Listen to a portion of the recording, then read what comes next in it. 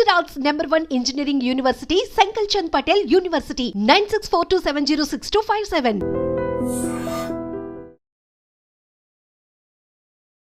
నమస్తే, welcome to I dream. నేను మీ ఝాన్సీ. అయితే గ్రూప్స్ ఎగ్జామ్స్ కోసం క్రాక్ చేయడం కోసం స్టూడెంట్స్ ఎంతో కష్టపడుతుంటారు. మరి 1 year నుంచి ప్రిపేర్ అవుతూ ఉన్నారు కాబట్టి ఇంకొంచెం తక్కువ టైమే ఉంది ప్రిపరేషన్కి. మరి ప్రిపరేషన్ ఎలా ఉండాలి, రివిజన్ ఎలా ఉండాలి, దీని గురించి కంప్లీట్ డౌట్స్ అయితే ఈరోజు క్లారిఫై చేసుకుందాము. ప్రస్తుతం అంతా ఉన్నారు గ్రూప్స్ ఎగ్జామ్ మెంటర్ ధనుంజయ్ గారు. నమస్తే అండి. నమస్కారం. సో 1 year నుంచి ప్రిపరేషన్ సాగుతూనే ఉంది. 1 year కంప్లీట్ చేసుకొని ఇంకా తక్కువ టైం ఉంది ఎగ్జామ్ అటెంప్ట్ చేయడానికి కూడా.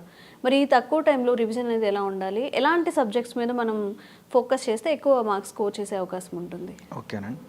ఫస్ట్ ఆఫ్ ఆల్ మనకి సుమారుగా 1 year అవుతుందండి గ్రూప్ 2 ప్రిలిమ్స్ జరిగి ఏపీపీఎస్సీలో. సో మనకి ప్రిపరేషన్కి అయితే మాత్రం 1 year టైం దొరికింది. అయితే మొత్తం మీద మనకి గ్రూప్ 2లో 2 పేపర్స్ ఉన్నాయి. 2 పేపర్స్ గతంలో 3 పేపర్స్ ఉండే, ఇప్పుడు 2 పేపర్సే ఉన్నాయి గ్రూప్ 2కి సంబంధించి.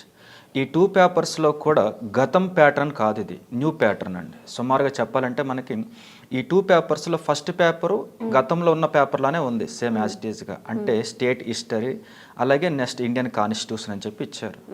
సెకండ్ పేపర్లోనే చేంజెస్ వచ్చినాయి. సెకండ్ పేపర్లో ఇండియన్ అండ్ స్టేట్ ఎకానమీ అని చెప్పి ఒక సబ్జెక్ట్ ఉంది, అలాగే science and technology and technology missions అని చెప్పేసి ఒక సబ్జెక్ట్ ఉంది. మొత్తం మీద 4 సబ్జెక్ట్స్ 2 పేపర్స్ ఉన్నాయి. అయితే సుమారుగా 1 year నుంచి ప్రిపేర్ అవుతున్నప్పటికి కూడా ఎక్కువ మందికి భయం ఏంటంటే ఎప్పుడు లేనంత విధంగా ఇదే గ్రూప్ 2కి సంబంధించి ప్రిలిమినరీ ఎగ్జామ్ అనేది చాలా చాలా టఫ్గా ఇచ్చారనమాట. ఇంకా బాగా చెప్పాలంటే పేపర్ టఫ్ అని చెప్పలేము, కానీ మనం ఏమైతే ఫాలో అవుతున్నటువంటి సోర్సెస్ ఉంటాయో, మనకి అవైలబుల్గా ఉన్న సోర్సెస్ ఉంటాయో, అలాగే మనం రాస్తున్న ఎగ్జామ్ పేపర్స్ ఉంటాయో, ఈ సోర్సెస్కి ఎగ్జామ్ పేపర్స్కి ఒరిజినల్ ఏపీపీఎస్సీ ఎగ్జామ్ పేపర్కి మ్యాచ్ అవ్వడం లేదనమాట. Point number 1. రెండవది మనం ప్రిపేర్ అవుతున్న బుక్స్కి అక్కడ వారు ఇస్తున్న ప్యాటర్న్కి ఆ కంటెంట్కి సంబంధం ఉండడం లేదు. దాంతో ఏంటంటే ఎప్పటి నుంచో ప్రిపేర్ అవుతున్నప్పటికీ కూడా ఎక్కువ మంది స్టూడెంట్స్ ఎవరైతే గ్రూప్ 2 రావాలి కన్ఫామ్ అనుకుంటున్నారో వారు 4 సబ్జెక్టులు ఉన్నప్పటికీ 2 పేపర్స్లో ఇప్పటికీ కూడా ఫుల్ స్ట్రెస్ ఫీల్ అవుతున్నారు అనమాట. సో మనం ఏం చేద్దామంటే ఆ స్ట్రెస్ పోగొట్టడానికి అండ్ 2 పేపర్స్ సంబంధించి ఏ పేపర్ స్కోరింగ్ ఎలా చేస్తే బెటర్, 4 సబ్జెక్ట్స్లో కూడా ఏ సబ్జెక్ట్స్ నుంచి షార్ట్ టర్మ్లో ఏం రివిజన్ చేస్తే బెటర్ అనే విషయాలు డిస్కస్ చేస్తే మనం వారికి బెనిఫిట్ చేసిన వాళ్ళు అవుతాం అనమాట. ఓకేనండి. సో ఇది ఫస్ట్ స్టేజ్. ఇప్పుడు మీరు అడిగారు ఏమని చెప్పేసి అంటే సుమారుగా 1 year నుంచి ప్రిపేర్ అవుతున్నారు కదా అని. ఎస్, ఫ్యాక్ట్ ఏంటంటే 1 year కాదు, 2018-19లో లాస్ట్ గ్రూప్ 2 నోటిఫికేషన్ వచ్చిందండి ఏపీపీఎస్సీలో. ఆఫ్టర్ 4 years ఆర్ అప్రాక్సిమేట్గా 5 years తర్వాత మనకి న్యూ నోటిఫికేషన్ వచ్చింది.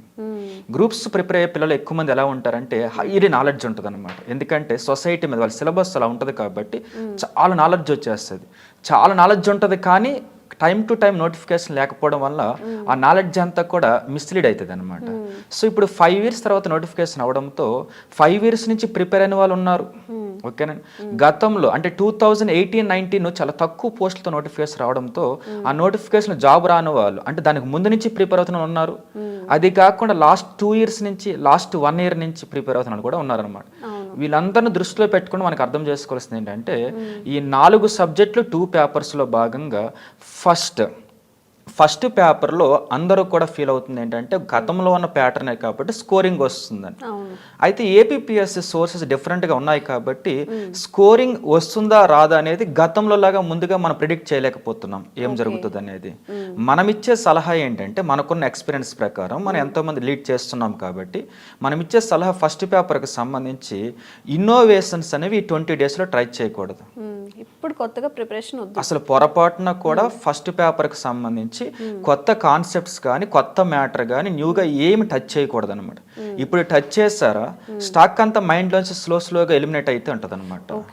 సో కాబట్టి న్యూ ప్యాటర్న్, న్యూ కంటెంట్ అసలు 80% ట్రై చేయకూడదు ఈ 20-25 days ఫస్ట్ పేపర్కి సంబంధించి. ఫస్ట్ పేపర్లో స్టేట్ హిస్టరీ ఉంది కదా, స్టేట్ హిస్టరీలో కూడా చాలా మందికి బలం ఏంటంటే ఇక్కడ అందులో మొత్తం 5 units ఉంటాయి స్టేట్ హిస్టరీలో. స్టేట్ హిస్టరీలో 5th unit పొలిటికల్ హిస్టరీ ఉంటుంది ప్యూర్. సో అందరికీ కమాండ్ ఉంటుంది, పెద్ద ప్రాబ్లం కాదు. టఫ్ ఇస్తే అందరికీ టఫ్ అవుతుంది, ఈజీగా ఇస్తే అందరికి ఈజీ అవుతుంది. 4th unit ఉంటుంది అనమాట. 4th unit అప్రాక్సిమేట్గా వచ్చేసరికి నేమో యూరోపియన్స్ ఎంట్రన్స్ సంబంధించి ఉంటుంది, అంటే యూరోపియన్స్ రాకని చెప్పేసి. సో అది కూడా పెద్ద ప్రాబ్లం కాకపోవచ్చు, ఎందుకంటే సోర్సెస్ ఉన్నాయి, ఓకే అందరు ఒకేలా ప్రిపేర్ అయ్యారు. ఫస్ట్ సెకండ్ థర్డ్ యూనిట్స్ ఉంటాయండి. ఇక్కడ డైనాసిటీస్ వస్తాయి, కింగ్డమ్స్ వస్తాయి అనమాట.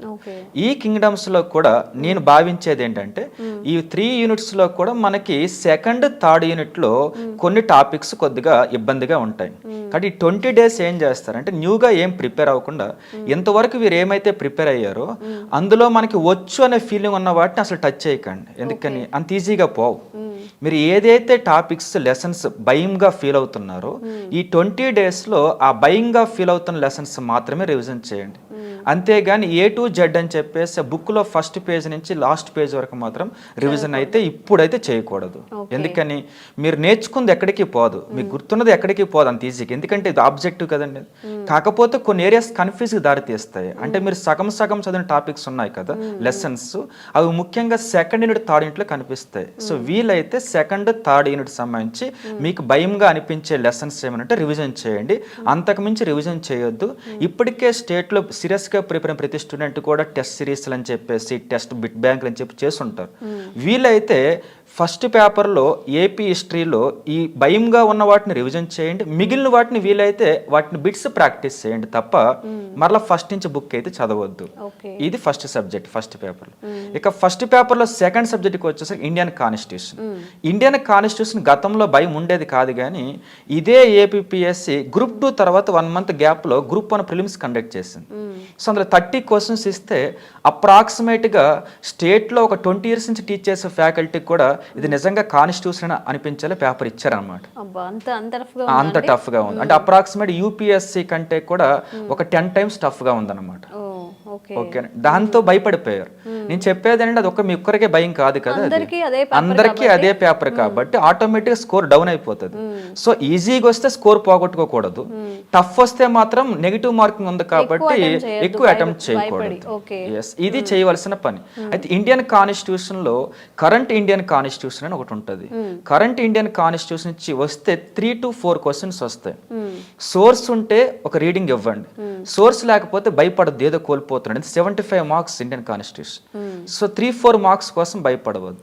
సో స్టాక్ ఇండియన్ కాన్స్టిట్యూషన్ లో మీ సిలబస్ గతంలో కాన్స్టిట్యూషన్ అండ్ గవర్నెన్స్, ఇప్పుడు ఓన్లీ కాన్స్టిట్యూషన్ కాబట్టి సిలబస్ ఎగ్జాక్ట్ గా మెన్షన్ చేసేసారు మనకి. సో ఇప్పుడు నేను చెప్పేది ఏంటంటే ఈ 20 days ఆర్ 25 days కూడా ఇండియన్ కాన్స్టిట్యూషన్ ఏదైనా బిట్ బ్యాంక్ ఆర్ ఇప్పటివరకు రాసిన టెస్ట్లు ఉంటాయి కదా, ఆ టెస్ట్లు ప్రాక్టీస్ చేస్తూ టెస్ట్లో ఏదైనా కాన్సెప్ట్ డౌట్ వస్తే బుక్ ఓపెన్ చేయాలి తప్ప మరలా బుక్ ఓపెన్ చేసి బిట్ చేయకూడదు అనమాట. టైం క్రాస్ అయిపోయింది. సో ఈ 2 ఫస్ట్ పేపర్ నేను చేస్తే 150 marksకి ఫస్ట్ పేపర్. 150 marksలో ఎక్కువ మంది వీటినే బిలీఫ్ అంటే నమ్ముతున్నారు అనమాట, ఎక్కువ స్కోర్ వస్తుందని. నిజమే, కానీ ఒక విషయం తెలుసుకోవాల్సింది ఏంటంటే ఫస్ట్ పేపరే జాబ్ వస్తుందా రాదా అనేది 90% డిసైడ్ చేస్తుంది. కాబట్టి మీరు ఏం చేయాలంటే ఫస్ట్ పేపర్లో ఇప్పుడు మనం చెప్పిన ప్యాటర్న్ ఈ 20-25 days ఫాలో అయితే మాత్రం అప్రాక్సిమేట్గా బాగా టఫ్ వచ్చినా 80 score వచ్చేస్తుంది. భయపడకూడదు, ఎందుకంటే చేసే వాళ్ళు చాలా మంది ఉంటారు. ఒకవేళ ఈజీ వస్తే ఫస్ట్ పేపర్ నుంచి 110-120కి వెళ్ళిపోతుంది నెగిటివ్ ఉన్నప్పటికీ కూడా ఫస్ట్ పేపర్ నుంచి. కాబట్టి మీరు ఫస్ట్ పేపర్ ఎవరో బాగా రాయలేదని చెప్పి మరి 60కి 40కి రాకుండా మినిమం 80, 85, 90 అది మేనేజ్ చేయాలి ఫస్ట్ పేపర్ నుంచి. ఇక పేపర్ ఈజీగా వస్తే మాత్రం సెంచరీ 80% క్రాస్ చేయాలి ఫస్ట్ పేపర్ నుంచి. ఇది ఫస్ట్ పేపర్.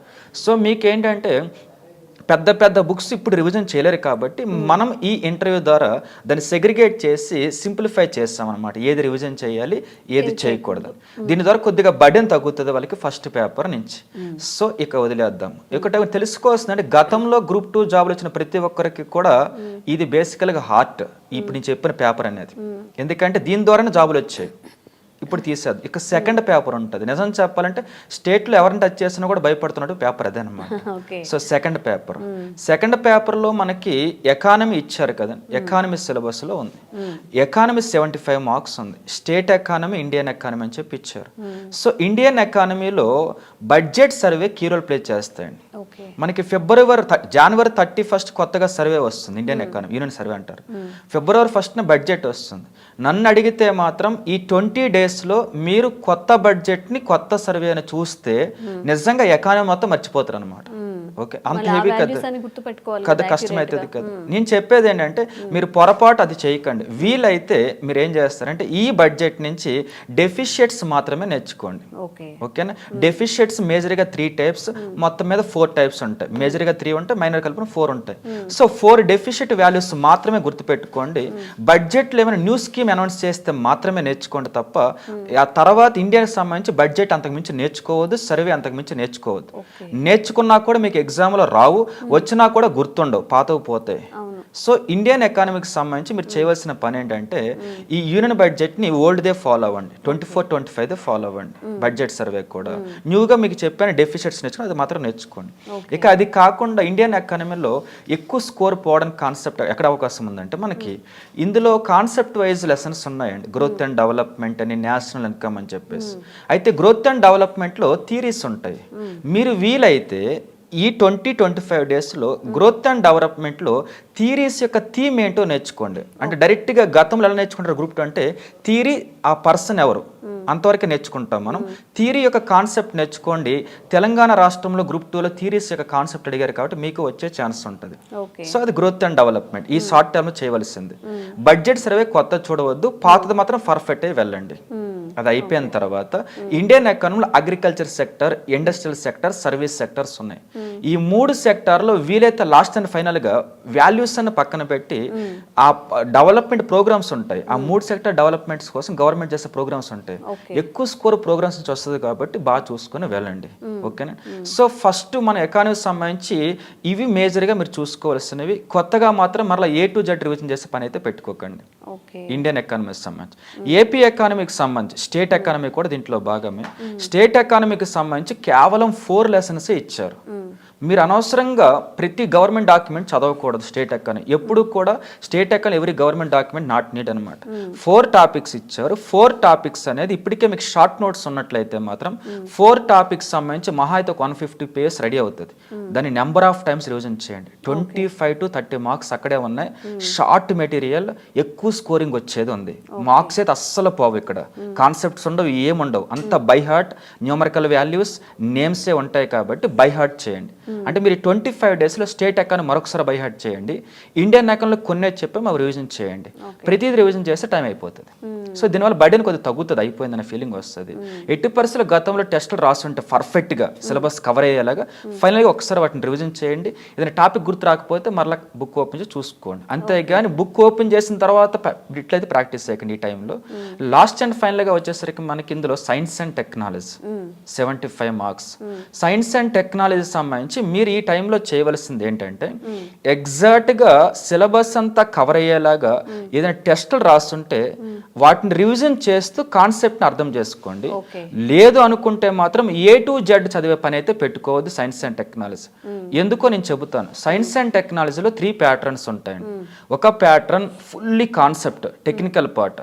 టెక్నికల్ పార్ట్ ఇస్తే ఇప్పుడు గ్రూప్ 2కి ప్రిపేర్ అవుతున్న వాళ్ళు ఒకవేళ రేపు స్టేట్ టాపర్ అయినప్పుడు కూడా అతనికి ఇందులో స్కోర్ తక్కువ వచ్చిన టాపర్ అవుతాడు. ఎందుకని టెక్నికల్ పార్ట్ వీళ్ళకి చేయలేరు. ఎందుకని చాలా డెప్త్ కాన్సెప్ట్స్ ఉంటాయి టెక్నికల్లీ. టెక్నికల్ పార్ట్ చేయలేరు కాబట్టి టెక్నికల్ పార్ట్ ఇప్పుడు చదివే పని పెట్టుకోకండి. Point number 1. రెండవది స్టాటిక్ పార్ట్. స్టాటిక్ పార్ట్లో ఎనర్జీ సెక్టర్ కానీ, బయోడైవర్సిటీ, ఎన్విరాన్మెంట్ కానీ, టెక్నాలజీ మిషన్స్ కానీ ఫస్ట్ లాస్ట్ ఇయర్స్ ఉంటాయి. ఇది మ్యాక్సిమం స్టేట్ మొత్తం ప్రిపేర్ అయి ఉంటారు. స్టాటిక్ పార్ట్ని ఇప్పుడు కూడా చదవండి. టెక్నికల్ ఇప్పుడు రివిజన్ అయితే చేయకండి, మీ వల్ల కాదు, ఇబ్బంది అయిపోతుంది, టైం అయిపోతుంది. లాస్ట్ అండ్ ఫైనల్గా వచ్చేసరికి ఇందులో మనకి ఎలా ఉంటుంది current science and technology. So current science and technology కన్ఫామ్గా నీడే. కాకపోతే 75 మార్క్స్లో మినిమం 15 మార్క్స్ అయితే కరెంట్ సైన్స్ అండ్ టెక్నాలజీ వస్తాయి, 15 మార్కులు. ఇదైతే నిజం. కానీ ఫుల్ మార్క్స్ అయితే రావు.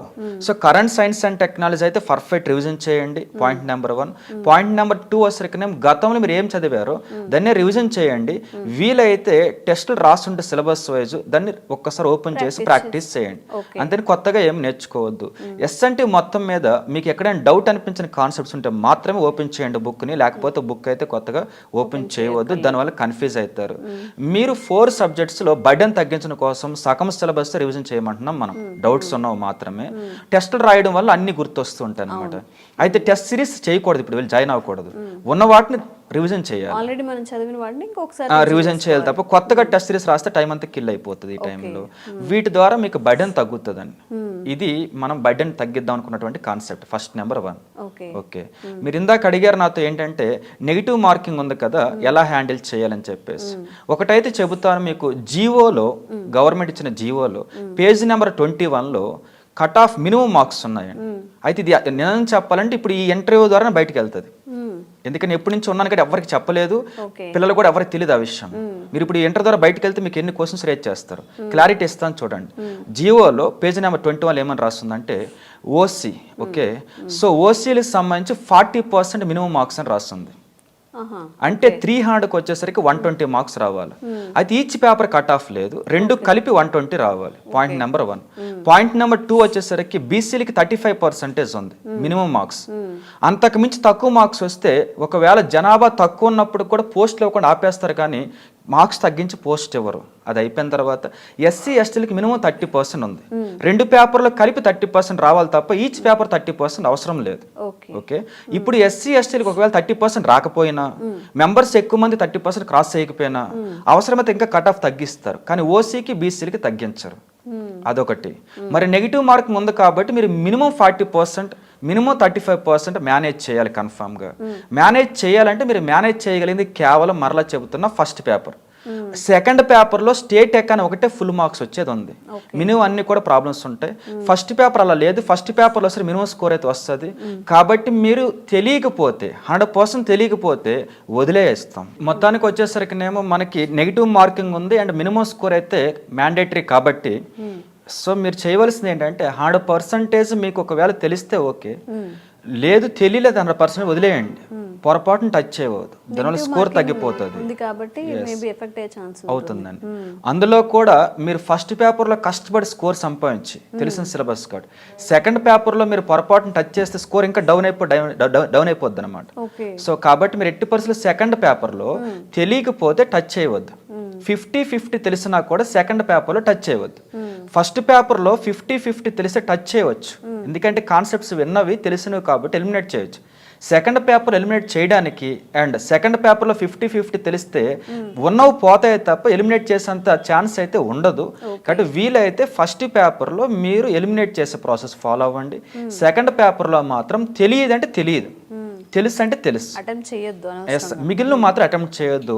మినిమం స్కోర్ ఎంత అనేది పేపర్ బాగా టఫ్ అనిపిస్తే ఏదేమైనా కూడా మినిమం 150 స్కోర్ అయితే మెయింటైన్ చేయండి. బాగా టఫ్ అనిపిస్తే మెయింటైన్ చేయాలి కన్ఫర్మ్ అండి. మినిమం 150 అస్సలు చేయొద్దు. అయితే ఒకవేళ పేపర్ ఈజీ ఉందంటే మాత్రం ఒక 180-190 వరకు ట్రై చేయండి. ఈజీగా ఉందంటే, కష్టంగా ఉంటే 150 మినిమం ట్రై చేయండి. అంతకు మించి తక్కువ ఉంటుంది అనేది మాత్రం ఊహించుకోవద్దు. ఎందుకంటే ఇది ప్రిలిమినరీ ఎగ్జామ్ కాదు, మెయిన్స్ ఎగ్జామ్. సీరియస్గా ప్రిపేర్ అవుతూనే ఉన్నారు. అవ్వన వాళ్ళు అవనట్టే ఉన్నారు, అవ్వన వాళ్ళు తక్కువ కట్ ఆఫ్ ఉండాలని కోరుకుంటారు, అయిన వాళ్ళు ఇంతేని అనుకుంటారు అన్నమాట. ఎనీవే 150 బాగా టఫ్ ఉంటే పేపర్, మినిమం 180-190 ఈజీగా ఉంటే పేపర్. దీని ద్వారా మినిమం ఛాన్సెస్ అయితే ఉంటాయి. ఇదైతే మర్చిపోవద్దు, మ్యాక్సిమం ఫాలో అవ్వండి. దీని ద్వారా మీకు టైం సేవ్ చేయడం కోసం మ్యాక్సిమం చెప్పాం, స్ట్రెస్ తగ్గించుకోవడం కోసం కాన్సెప్ట్స్ తగ్గించాం. ఫైనల్లీ నెగిటివ్ మార్కింగ్ సంబంధించి ఫస్ట్ పేపర్ అలా సెకండ్ పేపర్ అలా చెప్పాం కాబట్టి ఇది వారికి ఉపయోగపడుతుందని చెప్పేసి అనుకుంటున్నాను. అవునండి, డెఫినెట్గా చాలా యూజ్ అవుతుంది. మనం ఎగ్జామ్ చదవడమే కాదు, అది మంచిగా అటెంప్ట్ చేయాలి. ఆ టైంలో టెన్షన్ పడకుండా, ఎక్కువ రాంగ్ నెగిటివ్ మార్కింగ్ కూడా వెళ్ళకుండా ఉండాలి. చాలా యూస్ఫుల్ అవుతుంది. థ్యాంక్ యూ అండి. Thank you.